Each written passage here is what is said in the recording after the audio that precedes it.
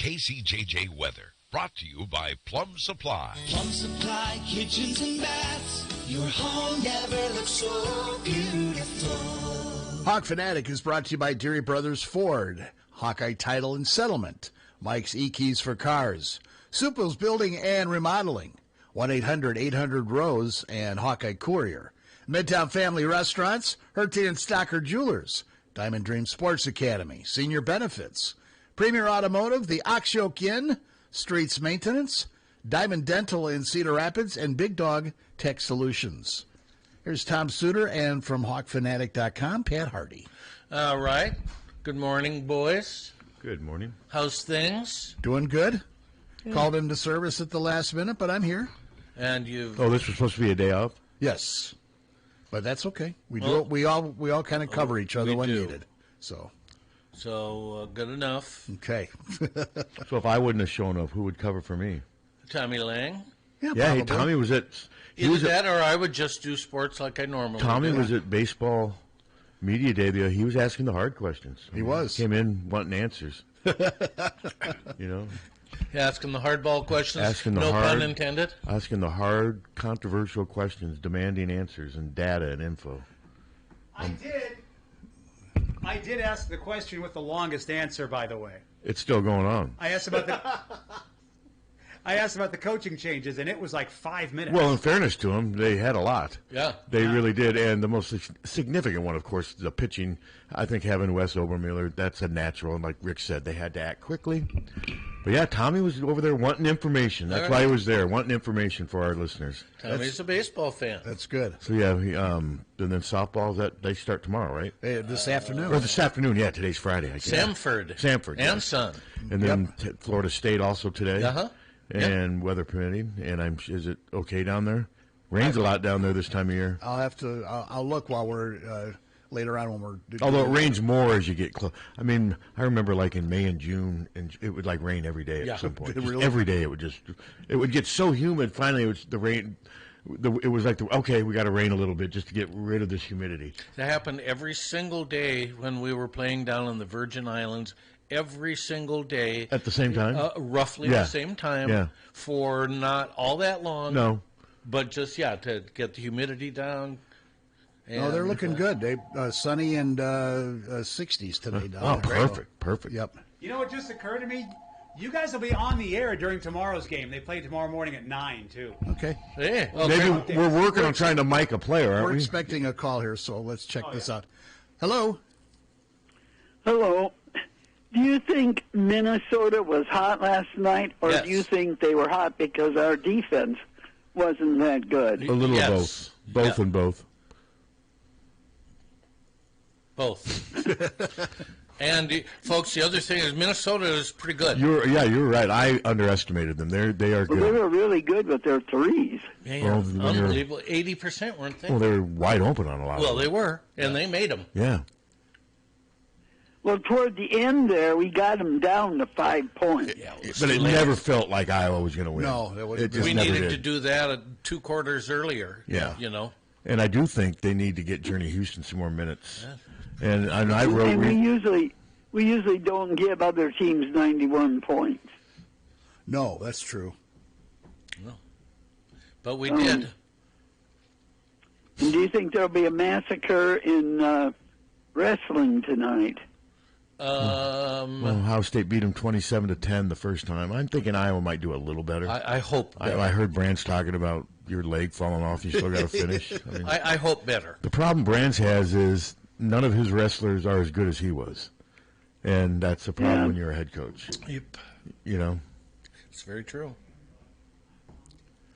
Well, Cale Sanderson could say the same thing. Yeah. Yeah, but his wrestlers are really, really, really good. Really good. All right, Karen, we appreciate your call. Okay, thanks. Have a good weekend. But, we hadn't spoken about the women's game. John Bonenkamp, by the time I got done doing baseball media stuff, I looked up, it was 5:20, and I'm like, thank God I did ask John to cover it. He covered it for Hawkfanatic. Yep. It just, from the beginning, and it wasn't just threes. I mean, Amaya Battle is really good. They had no answer for her in the lane. I mean, she would rise up against Chit Chat just as good as she is. She can't defend because she's so short in some situations. Yep. But and I defended them a couple weeks ago because they are the leaders. Kylie and Hannah, they got to play better. They do. Kylie can't go 2 games in a row without scoring. And if she can't score, then you got to get somebody else in there. Yeah, we got. But she does still. She's always going to play. 15 to 20. But that doesn't mean she needs to play on the upper end of that if she's not scoring, and she doesn't necessarily have to. I think Journey Houston, I think they should go with Ava, Hannah, Journey, Chit Chat, and then that 5th spot. To me, who am I missing? That's been Addie Deal. Strem. It's going to Addie or Strem. Yeah, one of those. But I think Journey Houston's earned a chance to. I mean, if maybe reward her, but I also think. Sometimes Hannah does better when Journey's in there because Journey takes care of a lot of the little things that Hannah has to do lots of times when she's not in there, and it frees Hannah up. So and if Journey's going to start making threes, then she's got to play. She's got to play. Yep, got to play. Hello. Hey, good morning. Hey, Adam. Hey, well, good morning. How you doing, Adam? Hey, Adam, can you do me a favor? This is my. Yes. Can you call back at 9:30? We've got the gymnastics coach that's calling. This was kind of a late edition, right, and for some reason I thought you were. She's going to be calling in like 2. We're going to have her on for like 5, or call back in maybe like 5 or 10 minutes. They're trying to fill up the. I'll be listening. I'll be fine. Yeah, Okay. Sorry about that. Sorry, man. I thought we had a miscommunication. All right. Thanks, Adam. Thanks. Oh. He's such a. Adam's great. He's a great guy to work with. That's who I thought was on. But yeah, I thought he was coming. But I think it was from the previous week. But she's calling in at 9:15. She's right? calling in at 9:15. She's probably already tried once. Well, maybe. Yeah, Those coaches are usually pretty punctual. Yeah. And Adam's incredibly punctual too. When he says, because I got it mixed up with the previous week when he called in at 9:30. But I thought usually when he's going to come on the show, he's listening to the show because he wants to know what kind of nut. He's stepping into, I should say. And with this program, you never know. Well, I think that's part of the reason you guys. Jesus, what are these morons talking about now? Hello. Hi, this is Jen. There we go. All right, Jen Llewellyn, Jim Hawk's coach. You got a big meet coming up. Tom, you're fired up. I am. Big meet coming up. The hated Nebraska Cornhuskers coming in. That's one of my questions I want to ask. Can we do it right now? Is the hate in football? No, we say sports hate. We're having fun here. Is it as strong in gymnastics as it is in football? And Tom, you can attest for the football, right? Mm-hmm. Yes. So right there is that rivalry. Go ahead. It is pretty big, and I think we're trying to make it more heated in a playful way. So we're doing a corn eating contest. We're doing all things corn. But it does get pretty heated in gymnastics, but at the end of the day, I think the girls are very respectful of each other once the meet is over. But leading up to it, we're all in. All right. So what made you decide to pick this particular meet to try to pack Carver Hawkeye Arena to set the attendance record? Yeah, I think it's our 3rd meet of the year. It's our first meet at home with students back in town. We had 2 home meets in January. And we had a great attendance, and we didn't have any students because school wasn't in session. Obviously, Nebraska versus Iowa is always a heated rivalry building off of football, so we thought this could be a fun one to break the record. I think there's a lot of Nebraska fans that could drive because it's close by, so we just felt like this was a good middle of the season. We have 2 more home meets after this as well. So a good middle of the season meet to really try to break the record and get people hyped up about our Jim Hawk. So you think if Nebraska fans hear that this is going on, do you think that may motivate? They only count half. Well, may motivate some to want to come here. Could you see that happening?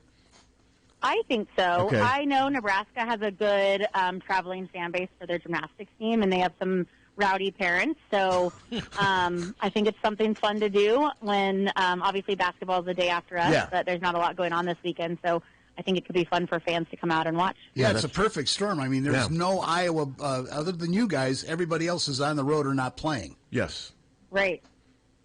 So it worked out because I think sometimes when we have a meet and there's women's basketball, men's basketball, wrestling going on, fans have to choose. So I think, perfect storm for people to come out. And 4 o'clock on a Saturday is perfect, I think, for families. Your kids take a nap before. Come hang out. We're trying to do a beer special, too, like basketball has done, too. So I'm hoping to have some fun deals there. But it should be a good, night before the Super Bowl, too. Fun party before Sunday's party. And, Tom, what did you say the cost is? $6? It's $6 for adults. Somebody just texted me and said the ticket's cheaper than a bowl of soup, and I'm going. It is. Okay. We're doing a fun promo for that. And it's a great show because what I love that you have the balance beam set up in the concourse, about a foot off the ground, so the young girls can get on there, and it's great because they're on there, they're doing somersaults and cartwheel. It's amazing. What a great idea. Yeah, it is. We try to have a lot of activations in the concourse. We have that this year. We've incorporated a face banner for a few of our competitions. We have a 360 cam, and then we have a lot of in-meet. We're doing a raffle this weekend. Our students, the first 100 students, will get free beanies and free pizza. So it's really trying to create the engagement. And then really when you think about a gymnastics meet, it's an hour and a half, and it's a show. It's really a performance. It's like you're going to the movie theater to watch the show, and you have an event and then a 6-minute transition period where there's the dance cam, the Leo cam, and then another event, and it's going to be head-to-head. Nebraska's a good team, and we're a great team, so it's going to be a close match all the way to the last routine. Yeah, I was going to ask you, from a competitive standpoint with gymnastics, it seems like the difference between success and failure is so razor-thin. It could be one little stumble. How thin is it? I mean, when going into this meet tomorrow? It is. The athletes know what the team that they're going against is and what the pressure could be, and it's all up to them to decide how they allow the pressure to affect them. In gymnastics, it's you versus you, and you don't have defense. You can't use the excuse of someone running after you or someone getting a foul or anything like that. So they know it's at stake, but I think they're ready to rise to the occasion. So I'm not positive about this, but is it like the Olympic teams thing where you throw out the lowest score? Yes. Yep. So 6 athletes are up, and then you drop the lowest score. So 5 scores count. So on every event, we're trying to get above a 49, and you're trying to get as close to 50.0 as possible. And then team score, we're trying to get as close to a 200 as possible. So a high 196, a 197 is always the goal for every competition. So do you have a specific number that you would like in your head? I would love to see this many fans. For the attendance record, yes. So the number we're trying to beat is 3,715, 3,715, which we think is totally doable. Sure. We've done a lot of grassroots efforts this week. We went to an elementary assembly yesterday. We did autograph signing with the women's basketball team. We got into the IMU. So we're trying to get up to past 3,715. And we got to start small, and I think once we get above that, that's a win. And then our next goal is to get even further than that. And our big dream, big vision is to sell out like our basketballs and our wrestling teams. Okay. And we think it's possible. Well, and how much fun is it for you to coach some of these athletes? Aurelie Tran is so much fun to watch, and it seems like every meet she seems to get win the all-around. Yes, I feel very grateful, very blessed. I think our team is exceptional and extraordinary. We're really, really lucky with this group of 19 women that we have. Knock on wood, everyone is healthy and everyone is working hard. We've used the phrase a lot, iron sharpens iron, and every day they come into the gym and they push each other to be better, and they really have fun doing it. Like, there's no complaining, there's no this is hard or anything like that. They're so positive, they're working so hard, and they're really excited for what they're creating and the attention that they're bringing to Iowa gymnastics across the country. One of the things that I enjoy when they're on the floor X, you got the team watching the athlete on the floor exercise, and they're mimicking the arm movements. How did that come about? Yeah, it's just something that has become a tradition, if you will, in gymnastics, where you're in the gym 20 hours a week with each other, training. You know each other's floor routines, and it's fun. I think for our athletes to do the routine with them, and then it's also fun for the athlete that's competing to know that you have an army of your team behind you, an army of sisters that are there to support you, and it just lightens the mood and lightens the pressure or stress of that routine. And it's just fun engagement there. Something that's also been really unique to gymnastics this year is you're seeing teams across the country do post-routine celebrations, just like end zone touchdown celebrations in football. So you'll see a lot of those fun, goofy, silly celebrations this weekend, too, from our athletes. That is fun to see. And on the vault, you see that a lot. The vault finishes, and then the team rushes up to the vault. It's great. I love watching the little traditions that you have.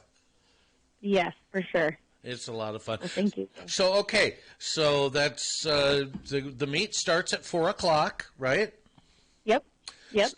We encourage everyone to be in their seats by 3:45, so you get a good seat, you get your popcorn, your carver cone, your drinks, whatever you need, and the show will begin right at 4 p.m. Okay, $6 for adults, and kids get in free. So let's set this record. And Jen took her time out to be with us. Thanks, Jen. We appreciate it. Good luck with everything. We appreciate it. Yes. And let's get that record. record. Thank you so much for having me. Yeah, anytime. Awesome. Thanks, Coach. Go Hawks. Go Hawks. I think they're going to get it. Tom, what is it, 37-15? But really it's 30. With you and Ann already going for sure, they know right now we're down to 37-13. Well, there you go. I mean, you guys are part of it. No, it's a lot of fun. It is. And normal concessions? Yeah. You can get carver cones? Yeah. Oh, they never not sell carver cones. I'm not sure if they have the what about Chick-fil-A? I bet know. You would think they would for tomorrow. I know they have popcorn, pretzels, hot dogs and stuff. They have most of their stuff. I don't know if Chick-fil-A is open or not. I couldn't tell you. Actually, I was surprised last night at the women's game. Some of the stands were not open. Huh. And that place was pretty full. Yeah. So I'm not sure if it's a staffing issue or... Well, send Lang over there. Demand more answers. Lang's your roving reporter now. I'm starting to see him out and about. Yeah. Send him over there like a bloodhound. Adam, thank you so much for your patience, and we appreciate you being on with us. Adam Haluska here on the air with Tom and Pat. We think. No, it is. For sure. Adam, did you ever think about doing gymnastics? I was too tall. Could you imagine Adam? Not flexible. When you did the presidential fitness test, I was not good at the stretching and all the other stuff with gymnastics. So were you all? I think I've asked you this before. Were you always tall for your grade, your age? Yeah, I was pretty steady. Okay. Just growing up, always one of the taller. So you're 6'5", right? Is that the tall, or were you up to 6'6"? No, I'm technically just a shade under 6'5". With shoes 6'5", but just a hair under. And now, did you have that? Were you 6'5" when you entered college, or did you grow it all after college? No, I was pretty much done by junior year of high school. Okay, because I do remember the first time watching you run track. I'm like, who is that tall dude running the sprints? And then you won the sprint, and that's the first time I had really heard of you. It just wasn't, and that's what was so unusual about Usain Bolt too. I mean, you know, there's been tall sprinters, but not as tall as you. And it was really wild, especially after watching Tim DeWitt, who was he came up to like your knees, and it was just interesting. Well, and I felt like even in the blocks, it took me a little while to unwind. You got these small little football guys, that are sprinters. I had to go catch them. Yeah, you weren't always leading after 40 yards. By the time I was a junior and senior, though, I was more explosive to go get them, but it's kind of like Calvin Davis was kind of similar too. He was 6'2", 6'3". Yeah, he was. It takes a taller guy a little while to unwind some of those, smaller, more explosive football guys just bust out of the blocks, and you're playing catch up. So I don't remember. Did you run the 400 much? I did. I did a lot of relays, but then my senior year I ended up doing it at state. Because to me, that in a lot of ways could have do you think that could have ended up, if you decided track, that could have maybe ended up being your best race? Yeah, that would have been. Okay. For sure.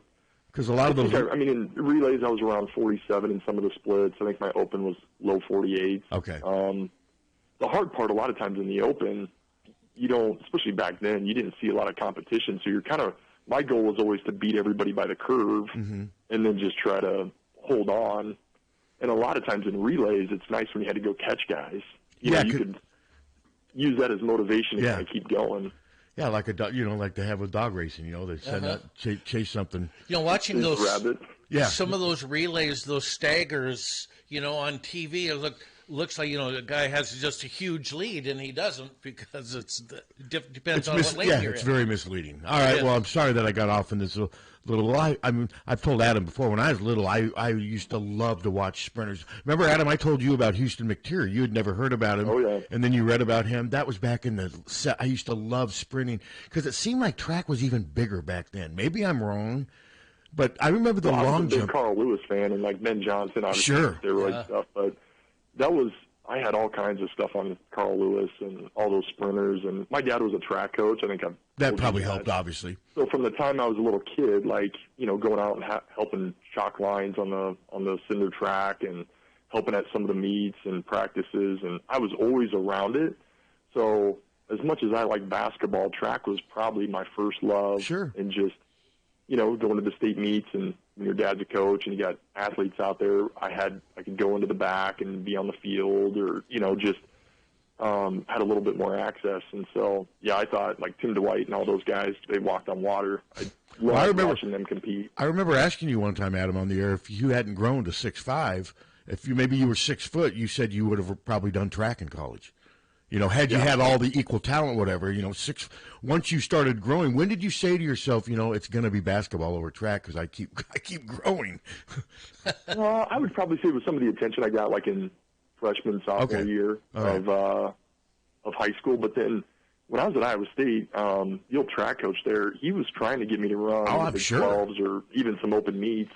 And I was so done by the time basketball ended that first year. I needed to catch up on everything, right? Mm-hmm. Just get healthy and lift. And I felt like I kind of hit that freshman slide a little bit. And one more track thing. I'm out of the loop a little bit, I guess, but I saw where a high school kid ran a 3:48. High school kid, a 3:48 mile. A 16-year-old in New Zealand. Yeah, it's unbelievable. I mean, these kids, even if you go to the Iowa high school state meet, some of the times that these kids are laying down, statewide and even competing nationally, you're just seeing a lot more just focus.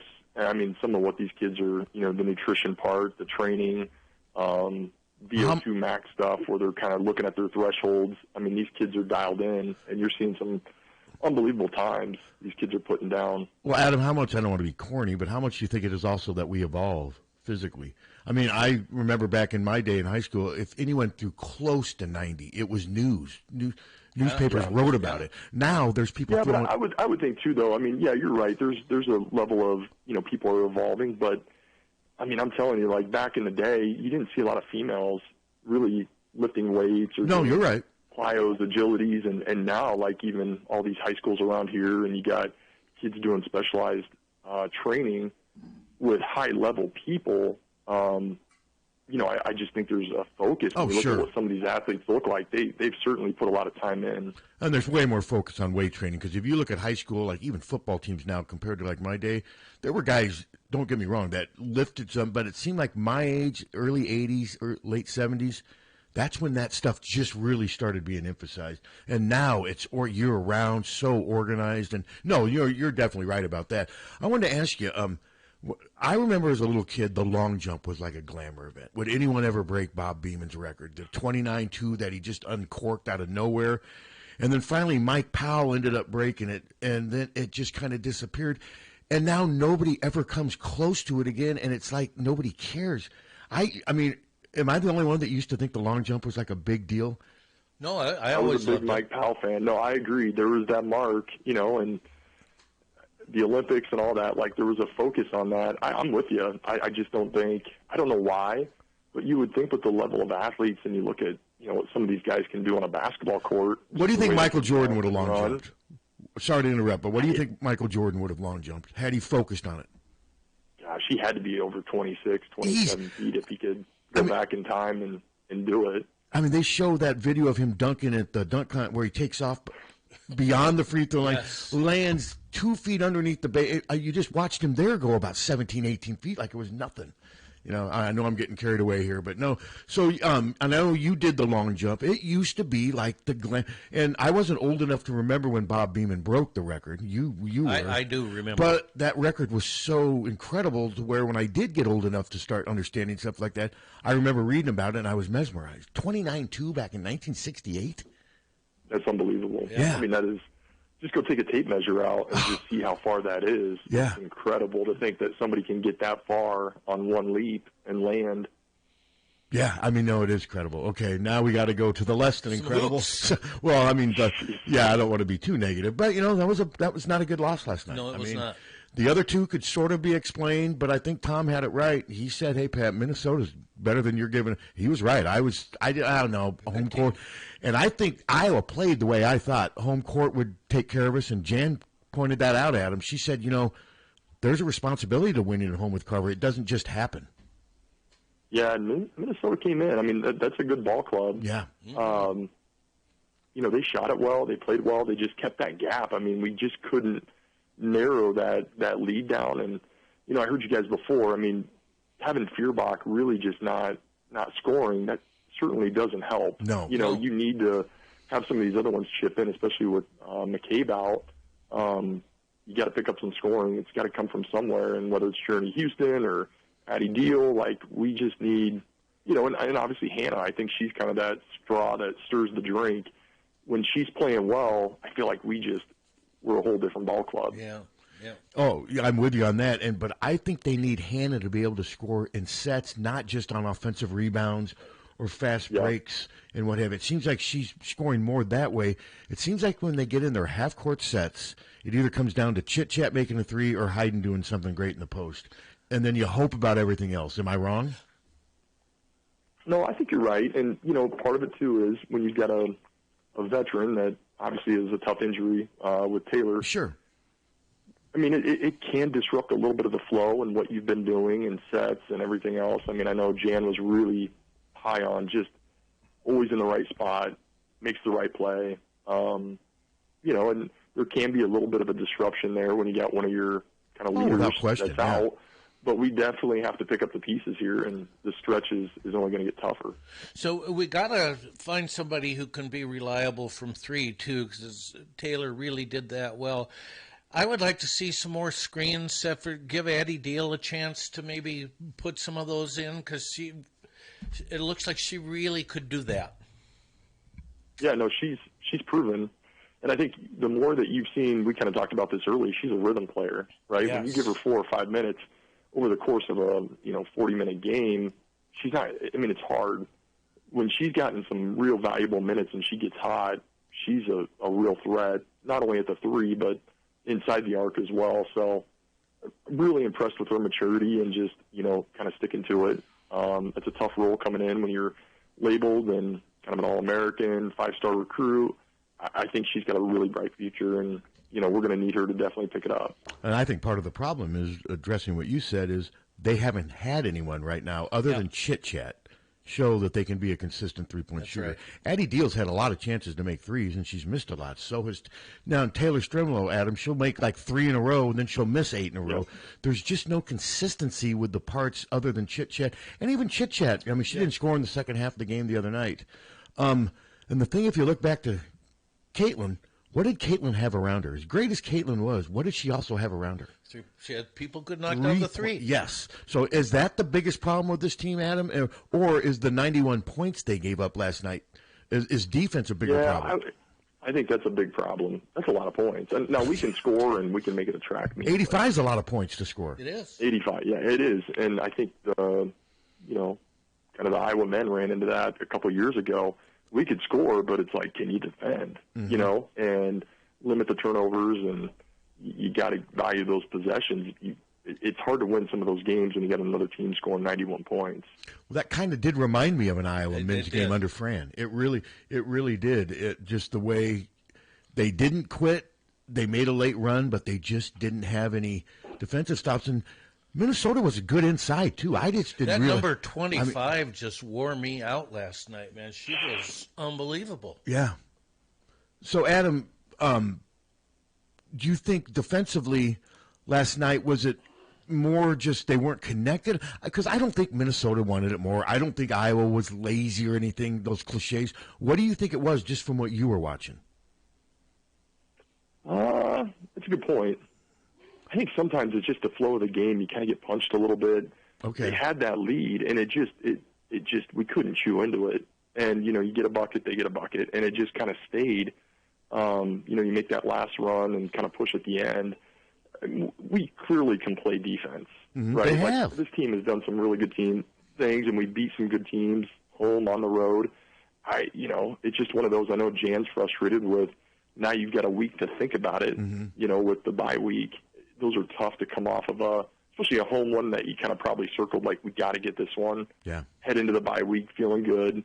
Instead, now you got a 3-game losing streak. So I'm sure they're going to be able to detail look at the film. What are we doing wrong? Where are we disconnected? Right? How are they getting these open looks? And kind of work backwards and see what they got to improve.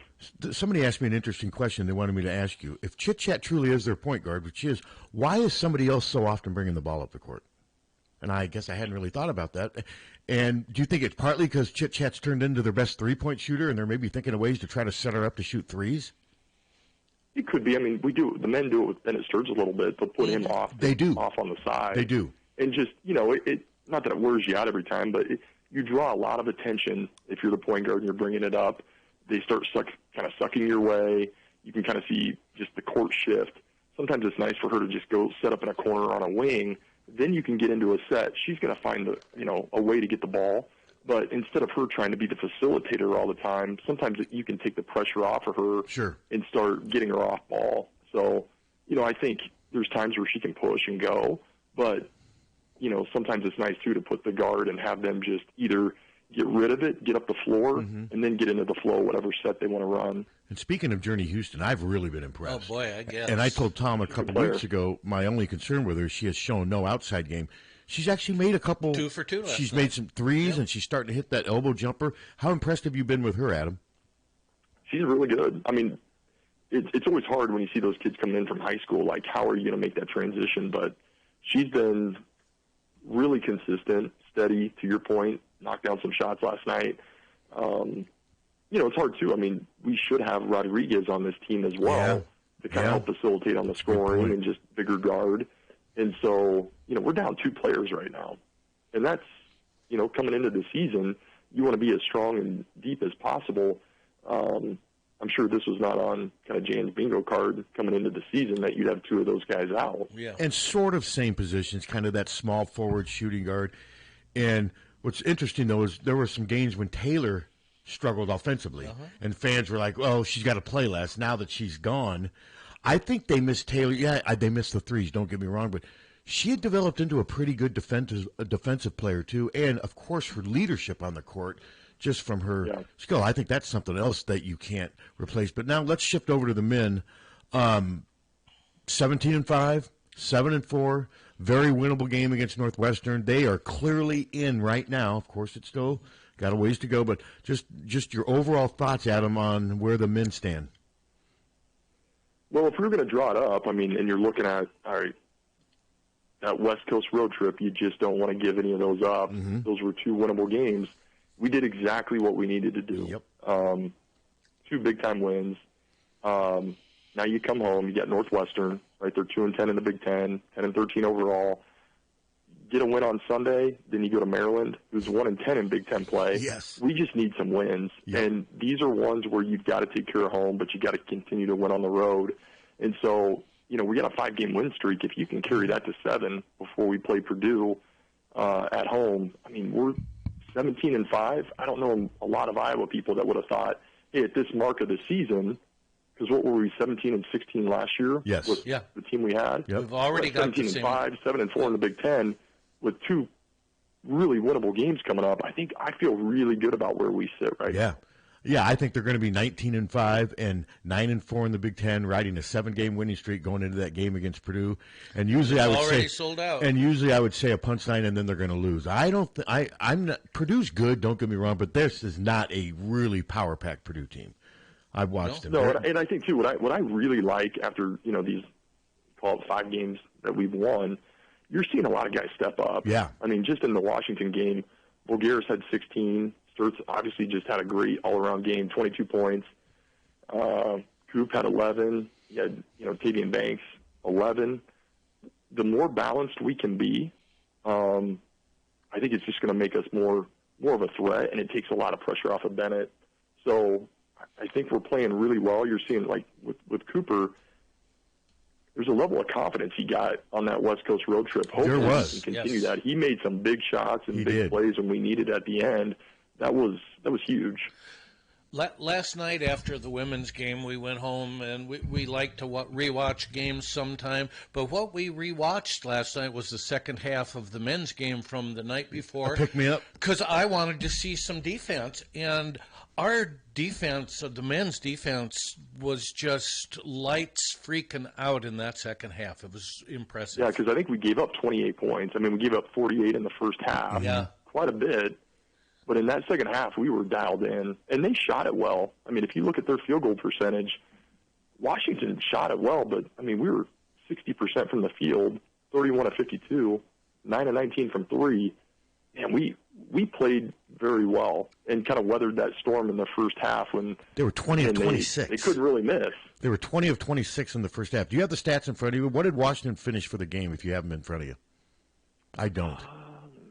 I know they were 20 of 26 in the first half. I think about 48%. No, some of it, too, and I don't want to rain on our parade, was if you take that many threes, eventually you're just going to miss some of those, too. Because they're not a good shooting team. And I think the law of averages caught up with them. Yes. But the other thing that Iowa did, though, their help defense in the second half was their interior defense was way better.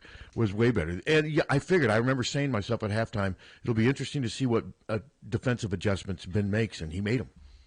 I'm sure defense. Yeah, so they ended up, from the field, they were 29 of 51. Okay. What did you say? They were 20 of 26? Yeah.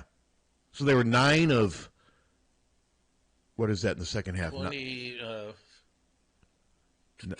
9 of 20. Yeah, they did not.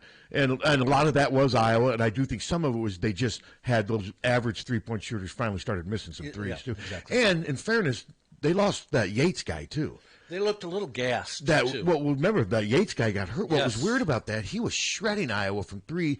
Yeah. It looks like he hurt his shoulder and his hamstring, but then he came back late in the game and made another 3, and then they took him right out again. But sometimes, Adam, you'd say, sometimes you got to be lucky, too. I mean, Iowa's caught some breaks injury-wise, but, hey, that's the way it goes. That's part of sports. Hey, and the other thing, too, I mean, we only had 4 turnovers. Yes. I mean, we did not win the rebounding war. They beat us 19 to 28. That big guy's so good, Adam. Rebounds went to them, but to have 4 turnovers, that's pretty clean basketball, and I know Ben's got to be pretty pleased with just that whole second half, how the team responded. Not only that, but in the other game, they had 9 turnovers in the West Coast string. I think that's incredible. Yeah, no, they... 2 games? Yep, and a lot of that's Bennett, too, just running the show. But, Adam, what do you think of that big guy for Washington? I think he's got a future, doesn't he? Oh, man, he's a physical specimen. He really is. Steinbach? He's the kind of guy those are guys you're like, we got to find one of those. Yes. I wonder how Washington found him. I mean, he's from Würzburg, Germany, but he's got NBA written all over him. He's a 6'11" stretch forward. But I thought they did a good job on him in the second half, didn't you? They kind of slowed him down a little bit, made him work harder. Yeah, no, I think we just, again, we're so active, and I think we're well connected on defense. I mean, you can just tell. I mean, obviously defense is a staple, but just the way that we kind of show, switch, take away the drive and help defense, I feel like we're really dialed in. And, again, more confidence with these guys. I mean, they come in and they're flying around on D, and I like our depth, right? Yes. I really like Hausen when he comes in. That Oregon game, man, he was shooting some deep shots. He was. I mean, he was open, but any defense, okay, if you're going to shoot it from 26, we're going to take our chances. Well, he makes some of those. But no, this is about as positive as I can think of it being this far into the season. And the Minnesota loss doesn't look as bad now. They beat Michigan State. I watched that game from start to finish. It wasn't a fluke. Michigan State's offense. They're not a bad team. No. That's one that I wish we could get back because we were not healthy. I mean, we had some sick guys up there. It was a tough little stretch. that would be one to get back. But Minnesota is better than they've been. They are. They are a better team. And Michigan State, when they're not making shots, you can say that about a lot of teams, but their offense the other day was, and their point guard's got some issues. I didn't realize did you see, I didn't realize all the other stuff that he's done. I had a lot of respect for that guy, but did you see the kick to the groin? Yeah, what the hell was that? A lot of dirty plays, the tripping. Yep. It's just, it's kind of uncharacteristic of his teams. That's it really is. Weird. You know, you don't want that to be a distraction. Did you ever have anyone try to do something like really dirty to you on the court? Not really. I can't remember anybody acting nutty like that. It doesn't seem to happen very much, thank God. It's just the strangest thing. And my guess is Izzo's going to have to address it because it's all over social media now. They're showing all the. I didn't see the other three things that he did in that game. I missed them, but no, it's. Well, like you think about you think about the camera angles and just you can't hide from any of this stuff. Whether it's an NBA game, high school, college. I mean, there's so many eyes on all these possessions, and I mean, it looks bad. You know, you get all these different angles on it.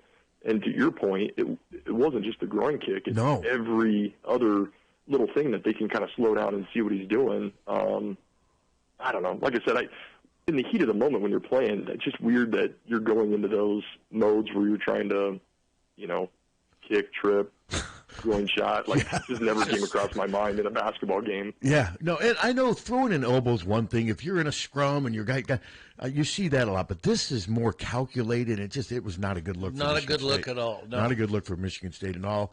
And it'll be interesting. I'd be disappointed if Izzo doesn't address it.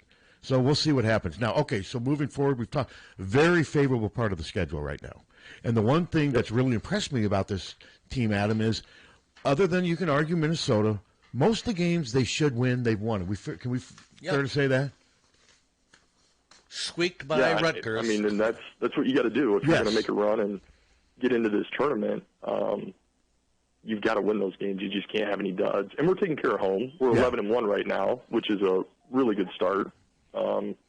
So continue to win some of these on the road. And, again, you're going to have – there's some good teams coming up. We got Purdue, Ohio State. Nebraska twice. Yeah, Nebraska twice. Michigan. Now, Nebraska's hit a little bit of they've hit a little bit. They've lost a couple now. They're kind of coming back down to earth, but maybe some ways that might take some of the pressure off. And speaking of pressure, the fact that Banks did miss a free throw, that story's gone now. Maybe that will. But then he came back and made the next two. So he's turned into a really good free throw shooter. He's a really good shooter in general. Yeah. I think coming in, I never really counted on him to be Nor did I. Just the three-point presence that he's got. I mean, that was a big shot he made in the second half where it ends up being like a 4-point play. Yeah, no, you're right. It's a great play. He's made some big shots, and again, you get some of these guys like Coop and Banks and Vulgaris, like these other guys scoring, Manuel, like that can be a huge help, and it takes a lot of the burden off of Bennett. So if you had to pick one team as the best in the Big Ten right now, who would it be? Would it be Michigan? Would it be Illinois? I mean, Illinois is tough. Boy, they sure are. I mean, I like Michigan and Illinois right now, and Illinois is running on a pretty good streak. They seem to be clicking, and you look at the size and just what they have, and obviously is it Wagner or Keaton Wagner that's had some big games. Well, he had 46 the one and 28 the next. He's my player of the year right now in the conference. There's no way he's not in the NBA next year, right, Adam? 6'7" guard. He's transformed from a guy that really was. He was going to Drake. Drake. A lot of high major looks. I mean, I think Ben even kind of commented that was a guy when they were at Drake. Yeah, they have identified and put an offer in, and look at where he was a year or two ago to now. I mean, you put up 40-some points in a Big Ten game. It's incredible. I mean, you're different. I mean, I think there was a while where maybe he thought he was going to. Could you imagine if Ben would have stayed at Drake and added Keaton Wagler to what they would have been doing to the Missouri Valley Conference right now? That would have been incredible. So I can't even imagine this team in the Mo Valley right now. No. It's not a knock on the Missouri Valley, but I mean, you think of like Tate Sage and some of these guys. I mean. These guys have really stepped up. You know, there's a level of, they talk about the difference and the physicality. I'm just impressed with how these guys have continued to improve, and to be 17-5 overall, it's a big testament. Yeah, I feel for my alma mater, I really do, but these guys are where they belong. They're at the level. I mean, Isaiah Howard, he's a Big Ten player. I mean, I really like the energy he provides. And Adam, I think he's the kind of guy, he sort of plays your position. He does it a little differently. He's not as skilled as you are offensively, but he's athletic. I mean, I sometimes think of you when I see him play, if he could ever develop your mid-range game, that's when he's got a chance, because he's got his body type is similar to yours, about 6'5", what have you, and he is athletic. A lot of these guys, though, it's kind of funny. Like, the mid-range game just isn't a part of the college game anymore. I know. A lot of those sets are ran for threes or, getting into the basket or a low post touch. When we ran a lot of our motion, a lot of those cuts and curls, you're looking for those kind of mid-range jumpers or curl to the basket into a kick. So, yeah, I mean, I love the mid-range game. I've even told my kids, like, you watch high school games, it's kind of a lost art. You don't see a lot of mid-range, and you don't see a lot of, offenses that are set up for those kind of shots. But you do see it in the women's game. Yes, you do. Yeah, and we saw a lot of it last night. We sure did. But that's funny too. If you think of Michael Jordan, yes, all the dunks early. I mean, Adam, you saw. I mean, the thick of his career at the end, most of Michael's points were in the mid-range game. Fadeaway, turnaround jumpers from 12, 14, what have you. And that's the part I wish Isaiah, Tate, they've got a lot of guys to me that could maybe become, sort of a version of you. Do you agree? Guys that could really develop good mid-range games. Yeah, they've got it in them for sure, and they can shoot it. And you look at like Tate. Gosh, he's tall, long, rangy. I mean, just give him another couple of years. Wait till you see his body transform. He's going to be a really good player. I mean, I think that's a big-time recruit we've got, and he's given us some really good moments. You look at the maturity in the Iowa State game and some of these games where he's came through, and even at Purdue, he's played really well for being a true freshman. I wanted to ask you before we wrap it up, because we know we've taken a lot of your time. What do you think of these guys that have played G League, and I think some guys even trying to come back, Amar Bay, that played in the NBA that are trying to come back to college? What are your thoughts on that before we wrap up? I think it's embarrassing. Okay. It is. NCAA's got to get a handle on this stuff, and, we've talked about it before. These are young kids, and, there's obviously tampering going on. There's no real contract. They're getting paid. Like, it is the Wild West, and now that you're having some of these kids that have played at the pro level come back, I mean, I just don't see. There's got to be some kind of rules, and you've got to get this under control. I'm with you, and I don't want to just single out agents, even though that's partly what I'm going to. I just think agents have too much control over what's going on, as far as the money and also the distribution of news. Agents are the ones that are releasing, like Pete Thamel with the Jay Norville news. Right. I'm guessing he got it from Jay Norville's agent. And that's fine, but I just think agents have way too much power right now over the dollar, and I'm with you, Adam. It's embarrassing, and hopefully it won't be able to happen, because what's an 18-year-old kid supposed to do against a 25-year-old former NBA? It's just not fair. It isn't fair. Well, and I said the same thing. Like, I think about when I would have came in as a freshman, I was a totally different player by the time I was a junior and senior, just from a physical standpoint, maturity.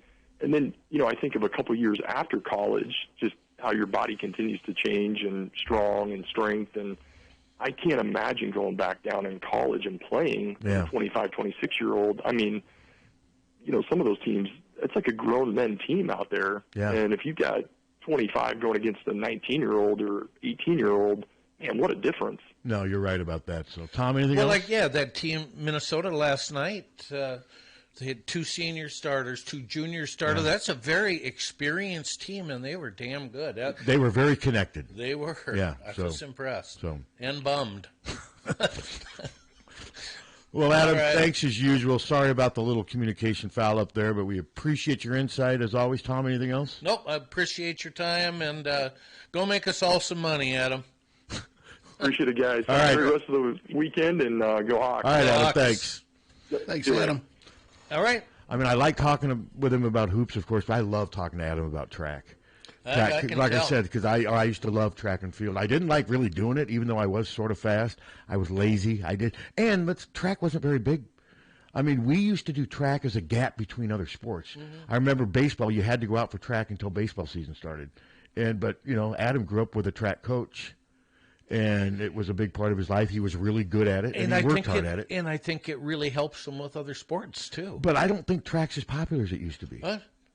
I used to love watching track when I was younger, I don't know, like I said, maybe I used to love the 100-yard dash and the long jump. I love watching when the Olympics come on, the Summer Olympics. I still do. I field. love the track and field, Yep, especially the sprints and some of the. If you get much longer than the mile, you start to lose me a little bit. I'll watch the end of it, but I can't watch those races from start to finish. No.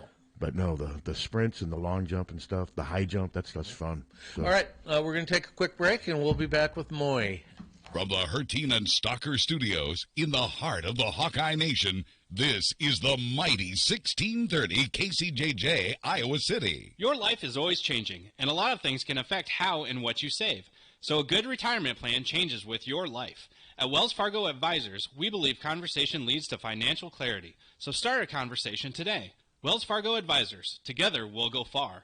For information locally, call 338-3799 or 866-217-2369 or stop by 501 12th Avenue, Suite 201, Coralville. Wells Fargo Advisors, LLC, member SIPC. There's a problem here in eastern Iowa. There's not enough Hawkeye fans. I mean, really, shouldn't everybody be a Hawkeye fan? Well, maybe not, but you should be a fan of my team at Hawkeye Title and Settlement. Hi, I'm Steve Anderson, and my team of experts at Hawkeye Title and Settlement know what they're doing. Call us at 351-8600. Hawkeye Title and Settlement, the team you love, the people you trust. Hello, this is Bill Leixnering from the Oxyoke Inn, inviting you to a place where you have your choice of 4 portion sizes. And when you order our famous family style, you can take your leftovers home. To a place where you can make reservations online at oxyokeinn.com or by calling and speaking to a person at the Oxyoke. A place where, compared to a hotel, our private banquet rooms are very affordable. But most important, our fresh food is prepared to order, and our servers have a passion for serving you. At the Oxyoke, we've been practicing since 1940, serving daily with a brunch buffet on Sundays. Oxyoke Inn, in the heart of Amana, where you'll always leave happy. This is Leah Pasha, and I've been saying, hit a deer, call Premier for years, and it works. Deer divots and dings do damage, but Premier Auto will do right by you. That's what my dad Nathan's driving at and dreams about. Do yourself a favor. When your car is dinged, be a deer and call Premier. The deer don't like Premier, but you will. Premier Automotive, North Liberty's premier auto body repair shop. Hit a deer? Call Premier. Don't let just anyone take care of your smile. At Diamond Dental, you can expect compassion, expertise, and a personalized care plan to protect your teeth for life. With more than 30 years of combined experience, Dr. Forbes and his staff are prepared to tackle even your toughest dental problems, leaving your smile healthy and sparkling. Diamond Dental offers a full range of general and cosmetic dentistry, as well as dental treatment options for snoring and sleep apnea. It's never too early to start thinking about what's best for your smile. Schedule an appointment today by calling 319-390-3703 or visiting the office at 5815 Consul Street Northeast, Suite D1 in Cedar Rapids. You can also visit DiamondDentalPC.com for more information. Dr. Forbes is a proud sponsor of the Hawkeye Wrestling Club and the Inner Circle.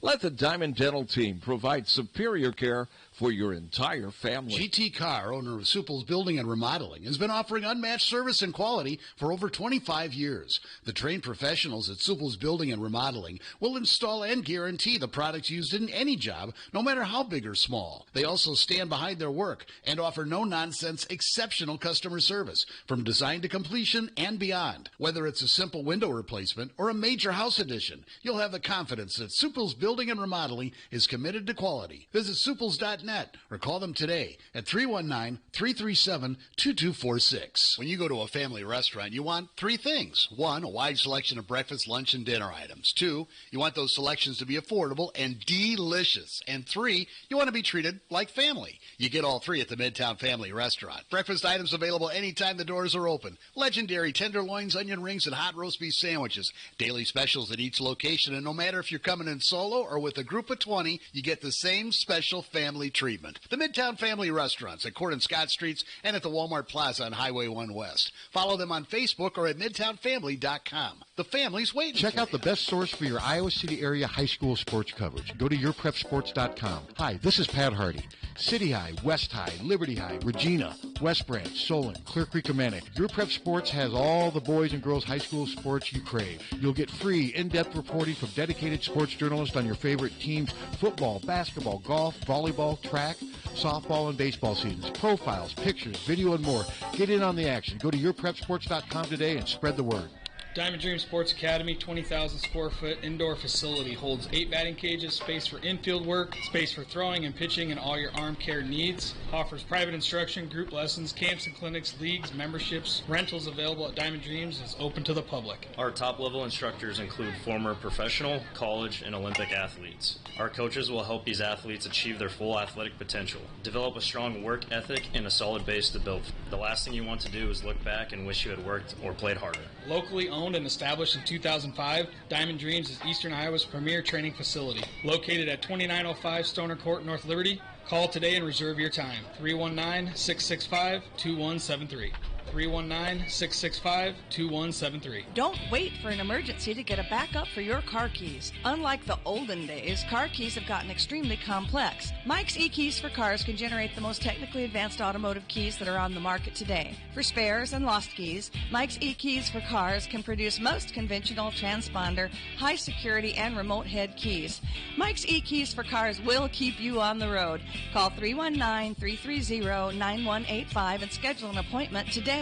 Don't wait until it's too late. Call 319-330-9185 today. Hi, I'm Jim Street, owner of Streets Maintenance. As a licensed, insured, and bonded master plumber, I specialize in all plumbing repairs, including but not limited to water heater and sump pumps to toilet and faucet repairs and replacements. As an Iowa City native, I know how frustrating it can be when any part of your plumbing system breaks down. That's why I only use trusted brands and quality materials. I offer same-day, next-day service coupled with a fair price. I also offer general services to mobile homes. For more information about my business, I'm online at streetsmaintenance.com and Facebook, or give me a call at 400-4483. 400-4483. Streets Maintenance. Honest plumbing at a fair price. You take great care to maintain your home or business inside and out. But maybe, just maybe, there's something missing.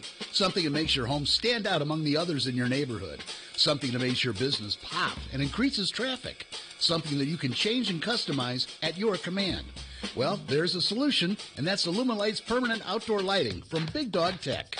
Illuminlights provides illumination for every occasion. Holiday lighting, accent lights, security, and of course lighting for all your favorite sports. The Illuminlights app lets you create your own patterns with color, motion, brightness, and static control over every individual light, or use Big Dog's presets to transform your home or business.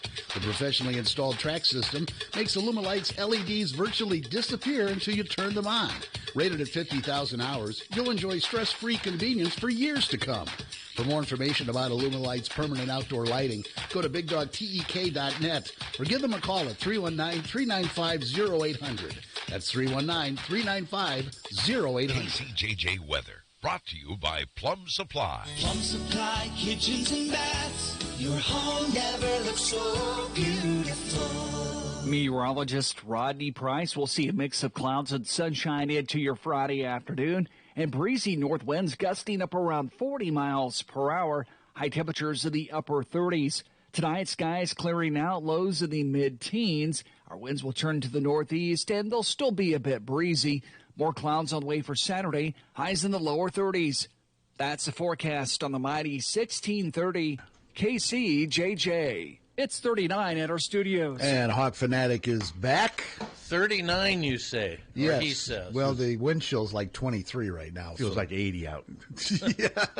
Until the wind kicks in. Yes. Yeah. Oops. Better than what it's been. That's for sure. Not complaining. That's right. We were discussing. We kind of see it maybe a little differently. Tom was saying that Iowa wasn't motivated last night, and I don't buy that, because that's saying that Minnesota wanted it more, and I've always been firm on that. I think sometimes in competition, sometimes you lose a winnable game because two teams won it, and that's very true. And Minnesota's better than I thought. And Ava was asked about urgency. Yeah, they better have it. They've just lost 3 games in a row, but I don't think they lost 3 games in a row because they didn't have a sense of urgency. I think they lost 3 games in a row because one team was clearly better. and the other two teams are pretty good and just happen to be good that night. Now you got to figure out. I thought Minnesota took it to us last night. They did. Period. But it's easier to take it to you when you're making 2 out of every 3 threes. That's right. Yeah, I was going to say, when you're hot from 3, at any given night, a team can beat another team. And the moment that ball leaves that shooter's hand, there's nothing any coach, any defender, anybody can do about it. It's either going to go in, and 60 to 70% of the time, it doesn't go in. Last night, it just happened to. They were open on some of those, but some of those threes that Mara Braun. No, she's good. Some of those threes that she was making were tough shots. And she was hurt last year, but they really missed her. But, man, she's good. Yeah, no, she's good, and she was – and, I mean, Minnesota, other than that little stretch at the end, they were pretty good on defense, too. They were. They were good on defense. They were physical, but they weren't physical enough to get a lot of fouls called. But Iowa's just got to be better. I don't think any team wants it more than they do, and they've got the pieces. They got to move on from this McCabe narrative that, we can't do anything without Taylor. 100%. It's unfortunate what happened. But, injuries happen. Yeah, they do. You got to think like in football, next guy in. And the other thing that Pat and I were just talking about, we beat Ohio State by 21 points without Taylor McCabe. Yes. Right. So we can win without Taylor McCabe. Yes. Right. And Coach Jensen in her press conference earlier this week said, we didn't have time to think about it then. Because it happened right at the beginning of the game, right? Well, then stop thinking. But they shouldn't be thinking about it now. Yeah, that was my. It's 3 games later. Stop thinking and play. You're good. You're great players. All of you. You've been been stars. There for a reason. Yeah. Yeah. Yeah, and the position that McCabe plays, unfortunately, the most inconsistent players on their team right now play that position. That's true. I mean, Deal and Stremlo are the most inconsistent players on their team because at times they're really good. Where some players, at times they're pretty good, at times they're not. They kind of stay in this little range. Whereas it seems like with Stremlo and Deal, they just go really good, or they can trend really. I'm not saying really bad, but Stremlo makes some really bad. They both have a tendency to turn the ball over. They do at times, and they sometimes. I mean, Lisa even said I thought there were times last night Iowa took some threes where they just settled. When you got Ava Hayden doing what she's doing, I think you should always test her. I thought they took some quick threes, and Lisa even sort of suggested that to begin. I didn't know it was her at first. I'm like, man, who's this? She knows what she's talking about. So it's Lisa. My God, it's Lisa. And that made it even more because I've watched it from home with John Bonenkamp there covering it. But there were a couple times where Lisa kind of said, I think we could have maybe worked it, rotated, and gotten a better shot. And I thought they settled at times. I think there's times where maybe Addie settles. But I also give her credit. I still think Addie and Stremler are the 2 best passers on the team. I think Chit-Chat's getting better, but Addie's got a knack for passing. She does. But I think sometimes that causes both of them to force the ball a little bit, too, into turnovers. So, but, I mean, it's the season grind. They've lost 3 in a row. Last year they lost 5 in a row and rebounded, so you just got to – now they don't play again until 6 days, right? Next Wednesday against – Washington, who is about on the same level as Minnesota. If they don't bring it, but it's here though, right? Yes. Yeah, if it was there, I'd pick Washington. Here, here I'm going to give Iowa the benefit of the doubt and still probably give Iowa the edge going into the game. But you're right; they're a couple games above 500 in Big Ten play. Maybe even better. I think the last time I looked, they were 6-4, but that's been a while. Yeah, you're right. 7-5. 7-5. Okay, so.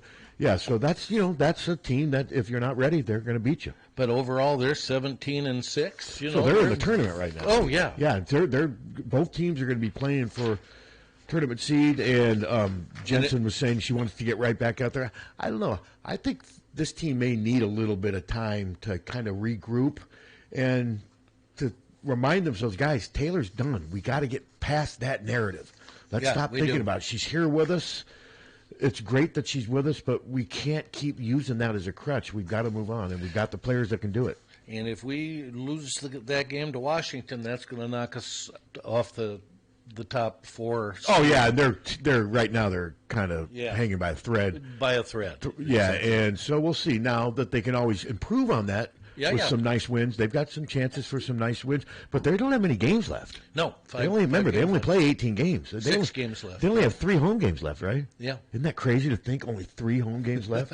And they're against 3 good teams. Yeah, who is it? Washington, Michigan, and Illinois. Yeah, they better make sure they go at least 2-1 in those. Yeah, because if they don't, that's good. They're the 16, that top 16, that'll be gone. Yep. So, but still a lot of basketball left. But Our but away games are all winnable. I kept thinking at some point Minnesota was going to hit a wall, and Iowa would assert itself and end up making a run and end up winning by maybe 4 to 10 points, and it just never happened. No. I mean, Journey made that 3 right at the halftime buzzer. I thought maybe that would give them some energy because they were going to be down 13. 10's different. It just feels different. But Minnesota came right out and boom, punched them in the face again. Hats off to them. They came out and took it from us. Was the student section, was it? It is very engaged. Very engaged? Yeah, I thought so. Okay, and you said that there was at least, do you think there was at least 14,000 there? Were there some empty seats? There were some empty seats, yeah. But they were a little It's scattered. usually in that section just to the right of the student section and above. Yeah, where I'm seeing some empty seats. There were a few empty seats there, a few behind the basket. But still, still very solid. Oh, now, no. if you keep losing, Yes. that may have an effect. So we'll see. But no, they got some time to regroup now, and it's not gloom and doom, but maybe it's more of a dose of reality. When they were 9-0, maybe we all were a little carried away. We were. I think part of it was the Ohio State game. We just killed them, and they're a real good team. And They're not elite, though. No. I mean, like I said, if they would play Connecticut, they'd lose 10 out of 10 times. I would say that's probably right. But there's so few elite teams this year, 4 or 5 maybe. At the most. I mean, Connecticut in a class by itself, super elite. Then I'm going to give UCLA elite, but there's been teams in the past that are better than this UCLA team. And Texas beat LSU. So But Texas is right there. They are, but they have 2 losses in conference play. They do. So, no, you're right. I'm South Carolina. I'd be almost willing to say that UConn's the only right now elite team, and there's 3 or 4 other really good teams that may rise up and beat UConn on a given day. That's how I would describe it. And then after that, it drops It dramatically. drops dramatically. Dramatically. It does. Yes. You've got probably 15 teams that can beat any of the other 15 teams. Did I see any Michigan night. State just lost to somebody else again? I think I read where they've lost 3 straight games against ranked opponents. They get beat on their home court, as they were talking. They lost to somebody last night, I thought. And I Not thought, last night, or but the 2 night nights. before. Yeah, and then I thought the ESPN tracker said it was their 3rd straight loss against ranked opponents, and of course one of those was Iowa. Maryland beat them, 86-70. There, too. It was in East. 86-70. Yeah, and Maryland was 5-6 maybe, or 6-6 going into that game. They were right about 500. It just shows you how 6-5. Yeah, they're maybe? 6-6 right now. Yeah, like I said, Maryland's not very good by their standards. By their standards, but they're going to make the tournament. I mean, what are they overall? Like 18-7, something. 18-6. Okay, yeah, they're going to make the tournament. Yeah, they won their first 12 games this year. Thinking, man, but you think Brenda Fries isn't happy being in 500 in Big Ten play? That doesn't happen with her very often. No. So, but no, last night was disappointing. I was sort of glad I wasn't there, to be honest with you. I'm glad Bonenkamp was there covering it because it's not fun covering those games. The first quarter was better played, was very competitive, and I was thinking, okay, we're right there. We didn't play all that great. 25-24, we'll settle down and we'll start playing a little better defense, and we didn't. It just never happened. And the bounces just weren't going their way. I mean, there were. I think Addy hit a shot that did everything but go in. Oh yeah, that's okay. I'm going to be devil's advocate. I remember 5 or 6 Minnesota shots right at the basket that did the Hannah Stokes thing. There were some of those too. I mean, it just seemed like there was times where it looked like Minnesota was close to really blowing it out, and they'd miss like wide open shots. Yeah. So, no, it worked both ways. But, no, last night Minnesota was a better team. They were. They were just better. Period. And it wasn't just 3. I mean, Amaya, they had no answer for that battle girl when she got into the paint. I mean, she created a lot of that left-handed shot she made. And then how about that wraparound against Journey Houston that girl made? She did where they ended up shooting it with her left hand, didn't travel. No. I think Journey Houston was like, what the hell more am I supposed to do? I mean, it was just a really good play. That coach has done a good job at that program. And they really defended Iowa. Oh, they did. They did. It seemed like they had an extra player on the team sometimes. And yet Ava still had 24. Ava's really good. And She's they had getting better. Minnesota had a couple big gals that made Ava work. They were pretty good. And, Jan did give Layla a chance early, but Layla just, I mean, Layla's hit the wall. She kind of has. I'm wondering if she's maybe hit a freshman wall. Yeah, I think and so. Jan has given Tegan a chance lately. Hey, maybe Tegan can come in and get hot from three. They need that. Yeah. And I think they're going to continue to give her glimpses, chances. Okay, maybe Tegan's going to be hot and come out and maybe make 2 or 3 threes. That's what they need. They need somebody for like Tegan Mullaney who can play that shooting guard, small forward, to come and give them another option on offense. And we had 2 players foul out before the end of the game, which is rare for Iowa. Yeah, Eddie Deal fouled out. And Ava. Yeah. Well, yeah, Ava's had foul trouble. That's been a major problem for her. It Also. has. She's gotten better. And I watched most. I didn't have any problem with any of the fouls called on them. But I don't remember the fans really booing that much. I mean, really. Addie's fouls were fouls for the most part. For the most part. There were a few questionable calls, but there always are. Yeah. And home fans don't like anything to go against. But it was. I could tell watching. It was quiet when that game ended, wasn't it? Mm-hmm. Was there any booing? No. Okay, yeah. Just disappointment. Yeah. It was kind of disappointing. That's the way I felt when I was watching it. Well, I mean, some of the comments, like, Iowa posts the score on their, some of the comments underneath, get rid of Jen. I mean, They're just so they just wait for any, and then people are like, well, it's only Twitter. Why do you even pay attention? But then other times, people will say, well, it was on Twitter. Why aren't you paying attention? You can't win with. They'll want to use social media when it fits whatever narrative they're trying. It's either irrelevant or it matters because it's on social media. It can't be both ways. Knee-jerk reactions are ridiculous. That's exactly what they are. I mean, they're 18 and 5. What are they? 18 and 5 and 9 and 3 in Big Ten play. A lot of teams would love to be that. Sure. I'm pretty sure that's what they are. 18 and 5 and 9 and 3. 9 and 3, 18 and 5 is good. Yeah, a lot of teams would love to be. But what have you done for me lately? Well, I've lost the last 3 games. Well, had somebody told you at this point they'd be 9 and 3 and 18 and 5 back when the season, you'd take that in a heartbeat. I would say that's pretty good. That's pretty good. Yeah. Under these circumstances. And it is. And it is now. They got to fix this though. But they do. They got to stop the bleeding, so to speak. I mean, this team is struggling. Coaches have 6 days to figure it out. Yep. And that's why they're the coaches. Yeah. So, but it was disappointing. I wonder when the last time Minnesota men beat Iowa, Minnesota women beat Iowa, and the wrestlers beat Iowa. That's a good question. Thank God for football, huh? Yeah. Yeah. Yeah, football. Didn't they pound? Wasn't it like 41-10 or something like that? Yeah, it was just a bludgeon. Thrashed them. It just thrashed them. Fun game to watch. PJ my ass. Wasn't that the theme that day? Yeah. We thrashed them, thrashed Wisconsin. And next year's football schedule is going to be interesting. We've got the Murderers Row, 3 games in a row of. Could easily lose all 3. We could. And then after that, it's all Big Ten West. It's all winnable Big Ten West games, which we handled pretty well most of the time. I don't know what to make of next year's team. I mean, at least last year you knew kind of what to expect with Gronowski, how he was going to play quarterback, and you knew what the defense was going to be because so many guys were back. Mm-hmm. And so many guys on the offensive line were back. I mean, everyone was pretty much almost back. Yeah. This team is a mystery.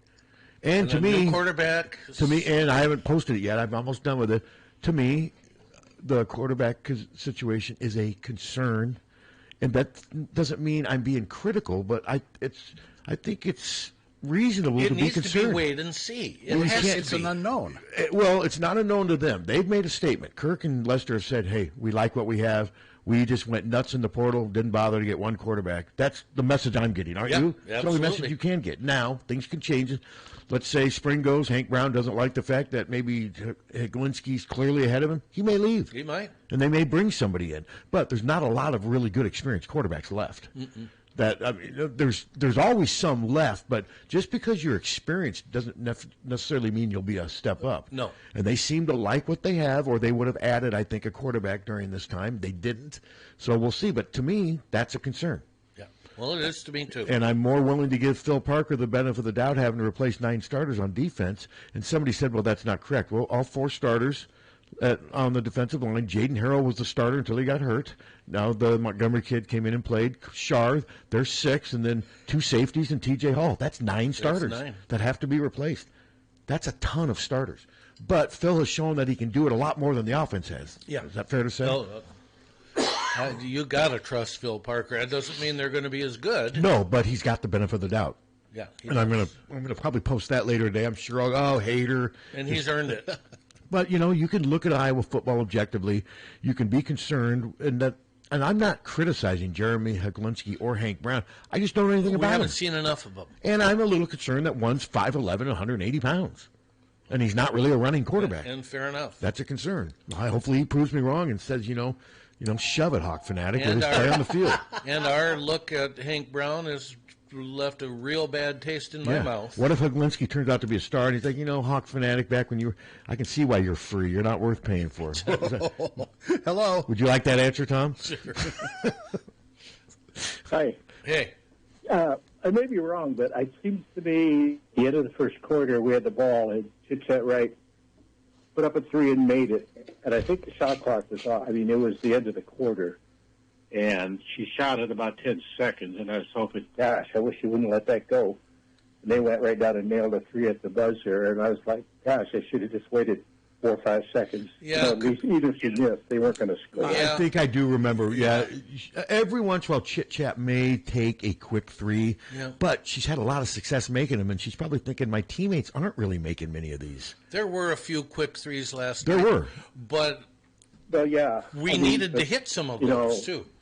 Yeah. Oh, no, that's not. It was just the clock situation. I've seen the men do this for years. No, you're right. You're right. Of possession when they don't need it, when they shouldn't get it. Yeah. Anyway, no, you're right. At That's least a good they came point. back. Great comeback. Well, They didn't give up. No, they didn't, and that's the one thing you feel good about last night, that they didn't give up, but it was too late. Too late. It was too late. Yeah. Well, yeah. It was. Yeah. An interesting Too late, game. too many points. Yeah. Just too large of a deficit with what they had left. But no, thanks for the observation. Yeah.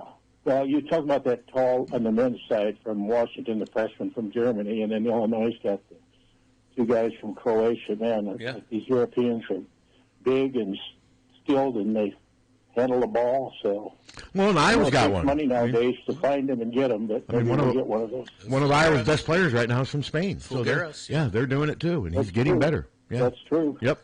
Yeah. Okay. Thank you. All right. Thank you. That Steinbach's really throwback in some ways. The tip-ins are kind of old school. You imagine him at Iowa? Oh my God, he's so good. He's really good. He just doesn't have enough around them, and I just think when they were making all those 3s, I remember that's kind of fool's gold. Yeah. It's just not going to last. It rarely. Now there was one time when Iowa played a team that was. Remember Cal Riverside back in 1988? Yes. I remember watching that game at like 2 a.m. It started like at midnight with my mom on TV. This would have been 1987, 88. Didn't they end up making like 25 3s? They did, and it was my niece, Cal Riverside. Okay. So didn't they have a guard like named Pulliam they had somebody that just could not miss, and I kept waiting for them to start missing, and they ended up winning. Wasn't it like 112 to like 100? Yeah, it was just an incredible game. A track meet, and you got to win that game. Well, that was sometimes some of the knock on Dr. Thomas. His teams got too wrapped up in scoring fest like that. But no, I'll never forget that game. Sometimes teams do stay. Well, Villanova in the national championship against Georgia, I kept waiting for them to stop making 7 out of 10 shots, but it just never happened. No. Well, and Minnesota kept it up last night, and Washington against the men didn't. Because those two... No, Minnesota kept it up, partly because, okay, we can't keep relying on 3s. What's her name, Amaya Battle? Yes. So why don't you do a head fake and make a really nice move and shoot an 8-foot mid-range shot like Adam used to shoot? Yeah. She did a lot of that, especially in the second half. God, and we just had no answer. No, they were a program on the rise. Oh, yeah, that was I wonder good team. Did Chad's daughter give Minnesota much consideration? Almost none. None. Interesting. Well, when a lot of that recruiting was going on when she first started that coach is in her 3rd year. So she's had a little bit of time to get her. That surprises me. That's a program that is on the rise. But maybe she wanted out of the Big Ten. Maybe she wanted out of her home state. But to me, Minnesota is going to become more of a factor in recruiting because they're clearly a program on the rise. Yeah, they looked real good last night. Yeah. They did. And you saw how they reacted. Sometimes it's easy for us. I mean, Iowa is a program, thanks a lot to Caitlin, has a target on its back right now. Yes, they do. You beat Iowa, you've done something now. And these girls, maybe they don't quite comprehend that yet, but they probably should by now. No, Minnesota got her done last night. We got to turn the page and get better. Seeger. In a hurry. Seeger, is that kind of your theme? That's the Seeger Turn the Page song?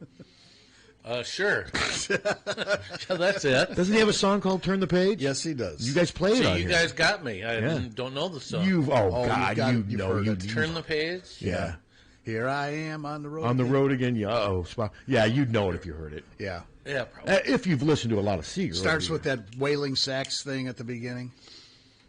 Anyway. Okay. Seeger was kind of like Tom Petty. Everything he wrote ended up being almost popular. I mean, for sure. Amazing. I like Tom Petty better. Way better. I did too, but I did way better. But there was a couple Seegers. Roll Away, I love that song. Yeah, people like Main Street, and I love his little Talk drummer about boy. the sax, the Main Street sax Yeah. stuff is just incredible. He does a good version of Little Drummer Boy too. That's what was his name? The sax player for Seeger. It wasn't David Sanborn, was it? No, but it was a cool name, and I can't remember it offhand. Seeger's not still touring, is he? I don't think so. Because didn't he have some health issues? Yeah. I thought he had some health issues, and he's got to be about in his 80s, isn't he? Oh, I would think so. Yeah. But man, he's written a ton of songs that sold. Yes. That sold. Good, but no, I've never been player. a huge Bob Seger fan, but I respect what he's done. Yeah. It's hard not to. I would echo that. Yeah. Never bought any of his songs. I've got his greatest hits CD. That's it. I've got ELL's greatest hits CD. That's how, if it's a band that I like enough, I'll buy a greatest hits thing just so I have their songs. Yeah. I'm just trying to. What are you trying to find? Fair enough. You going to play some Seeger? No. I thought there was on the greatest hits thing, there was a list of the band members. Because for the sax player? Yeah. Did you ever see him in concert, Seeger? I never have. Did you ever play any of his songs? Yeah. Shake down, break down. That's a good one. That one. No, that was Seeger. Okay, then I'm getting it mixed up with the Glenn Fry from the Alto Eagles. Reed. That's Alto Reed. Yeah, that's a great name for a sax That player. is. See, the song that you. Oh, that's perfect. I thought the song he just sang was Glenn Fry, and No, the Heat is On is. that's Bob Seger.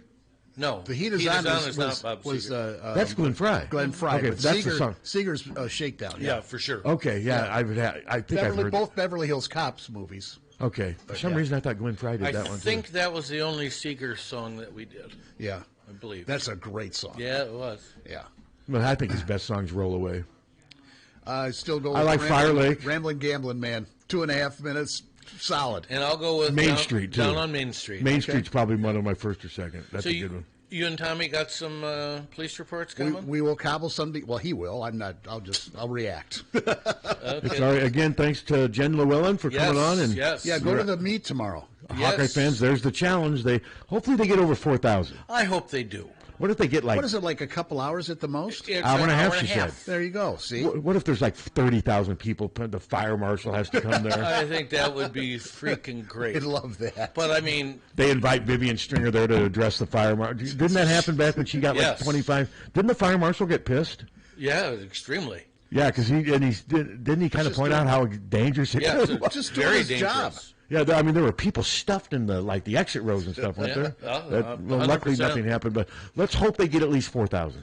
Oh, I hope so, and Ann and I will be two of them. And Ann was working Amy to try to get her to go. Cool. All right. All right. So, all right, police reports coming up next with Jim Hunter and Tommy Lang. As Pat said, thanks to Jen Llewellyn and Adam Haluska. And Hawkfanatic.com. Check it out. It's free. GT Car, owner of Super